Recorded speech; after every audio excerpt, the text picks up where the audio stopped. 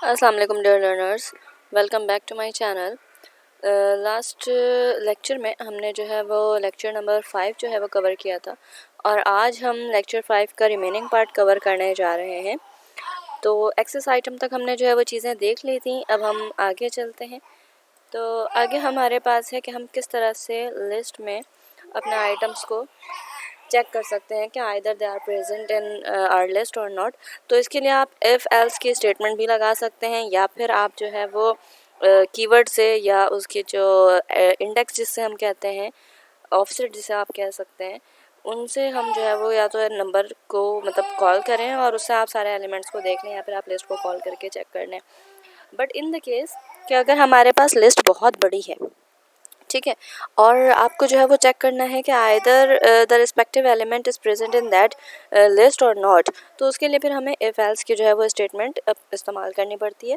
तो अगर मुझे कोई चीज़ पता करनी है कि आइदर वो चीज़ प्रेजेंट है या नहीं, लेट सपोज यहाँ पर मेरे पास एक अदद एग्जाम्पल है, मैंने एक अदद लिस्ट ली, ठीक है, जो ये लिस्ट है आपके सामने, और मैंने इसमें इफ़ के स्टेटमेंट इस्तेमाल किया और मुझे चेक ये करना है कि पीच जो है वो आइदर प्रेजेंट है लिस्ट एल में या नहीं। अगर ये प्रेजेंट होगा तो मेरे पास प्रिंट का ये ऑप्शन जो है वो रन हो जाएगा, और अगर नहीं होगा तो फिर ये वाला ऑप्शन रन हो जाएगा, ठीक है। तो जब मैं इसको चेक करूँगी तो फिर क्या होगा जनाब, ये आपको आउटपुट देगा। अगर यहाँ पर पीच मौजूद है तो ये मुझे जो है वो यस का आउटपुट शो करेगा, और अगर पीच नहीं होगा तो ये मुझे नो का आउटपुट शो करेगा, ठीक है। यहाँ पर दोनों केसेस के आउटपुट भी आपके सामने हैं, ठीक है। अब हम आगे देखते हैं, लिस्ट में हम मज़ीद किन चीज़ों को देख सकते हैं। हम आइटम को चेंज कर सकते हैं, ये हमने शुरू में बात की थी कि लिस्ट की जो है वो ये कैरेक्टरिस्टिक है कि उसके हम आइटम्स को चेंज कर सकते हैं। तो अब देखें, यहाँ पर मेरे पास एक लिस्ट है एल, इसका जो एलिमेंट नंबर 1 है उसको मुझे चेंज करना है, और मैं चाहती हूँ कि एलिमेंट नंबर 1 जो है यानी 1 ऑफसेट पर जो डाटा सेफ है वो चेंज हो जाए और वो बदल जाए किस में, पीच में, ठीक है। तो मैं क्या करूँगी कि उसका ऑफसेट कॉल करूँगी और उसके साथ डाटा एंटर करूँगी। जब मैं उसके साथ डाटा एंटर करूँगी तो वो data with respect to that offset change हो जाएगा। जैसे यहाँ पर फर्स्ट ऑफसेट पर यानी ऑफसेट 1 जो है उस पर हमारे पास ब्लैकबेरी था, और अब जो है वो मैं चाहती हूँ कि इसमें क्या हो जाए, पीच हो जाए, ठीक है। जब मैं इस तरह से करूँगी तो ये क्या होगा, ये ब्लैकबेरी रिप्लेस हो जाएगा पीच से, और फिर जो हमारी नई लिस्ट होगी वो कुछ इस तरह की होगी, जो कि आप देख सकते हैं यहाँ पर एज एन आउटपुट आपको शो हो रहा है, ठीक है।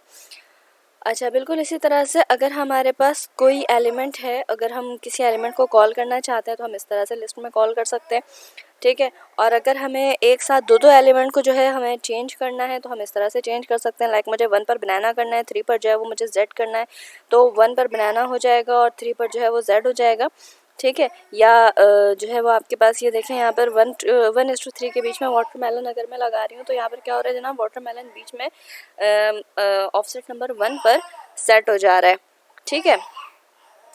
अच्छा, अब 1 से 3 तक की बात अगर मैं कर रही हूँ तो इसका मतलब है कि 1 और 2 और 3 लास्ट एलिमेंट को हम इंक्लूड नहीं करते, यानी 1 और 2 पर जो है 1 और 2 को रिप्लेस कर दिया जाएगा, किससे, सिर्फ और सिर्फ वाटरमेलन से।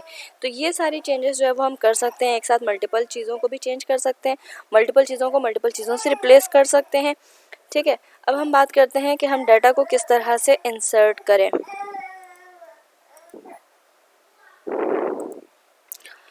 ओके, अब हम अगर इंसर्ट और ऐड की बात करते हैं तो इंसर्ट करने के लिए आप डॉट इंसर्ट की कमांड इस्तेमाल करते हैं, और अगर हमें कोई चीज़ अपेंड करनी होती है तो हम जो है वो डॉट अपेंड इस्तेमाल करते हैं। अपेंड का कमांड एक्चुअली लास्ट में एलिमेंट्स को ऐड कराने के लिए हम इस्तेमाल कर होते हैं, और इंसर्ट का कमांड अगर आपको बीच में भी कोई चीज़ इंसर्ट करनी है तो वो आप इंसर्ट कर देते हैं। जैसे यहाँ पर अगर आप एग्जाम्पल में देखें, एल डॉट इंसर्ट मैंने इस्तेमाल किया है, ठीक है, और मैं चाहती हूँ कि जो थर्ड एलिमेंट है एप्रिकॉट वो तीसरे ऑफसेट पर जो है वो सेव हो जाए, और बाकी सारे एलिमेंट्स यानी तीसरे ऑफसेट का जो एलिमेंट है वो आगे फॉरवर्ड हो जाए, यानी आगे के ऑफसेट पर चला जाए और बीच में ये एप्रिकॉट आ जाए, ऐड हो जाए, ठीक है। तो हम क्या करते हैं जनाब, इंसर्ट का फंक्शन जब मैंने इस्तेमाल किया तो आप ये देखें 0, 1, 2 एंड 3 थर्ड पर जो है वो ये एप्रिकॉट मौजूद है, ठीक है। और अगर हम अपेंड करते हैं डॉट अपेंड तो ये अपेंड हो जाता है, यानी लास्ट में लिस्ट के लास्ट में जो है वो ये एलिमेंट ऐड हो जाता है, ठीक है। अब हम आगे चलते हैं, हमारे पास हम एक्सटेंड भी कर सकते हैं एलिमेंट को और हम डिलीट भी कर सकते हैं। एक्सटेंड हम उस वक्त इस्तेमाल करते हैं जब हमारे पास लास्ट में हमें डाटा बहुत सारा जो है वो इंसर्ट करना हो, तो हम एक्सटेंड का जो है वो कमांड इस्तेमाल कर रहे होते हैं।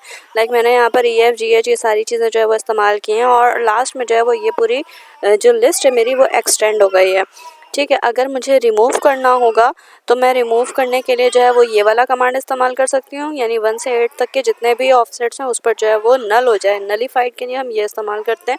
तो ये 1 to 8 के जो भी एलिमेंट्स थे वो सारे नलीफाइड हो गए और ये मेरी लिस्ट छोटी हो गई है। और अगर मुझे सिर्फ एक स्पेसिफिक एलिमेंट को रिमूव करना होगा तो मैं डॉट रिमूव की कमांड इस्तेमाल करूँगी। एल डॉट रिमूव किया मैंने और ये वाली चीज़ मेरी रिमूव हो गई है। ठीक है। अब हम आगे बात करते हैं पॉप की। पॉप का मतलब होता है कि हम बीच में जो है वो एक एलिमेंट को रिमूव करते हैं और दूसरे एलिमेंट को जो है स्पेसिफाइड इंडेक्स पर जो है वो पॉप कर देते हैं। जैसे ये मेरे पास एक अदर लिस्ट है एल डॉट पॉप, और पॉप जो है वो क्या है जनाब, एम्प्टी जो है वो पॉप के साथ मैंने ये शो किया है। ठीक है।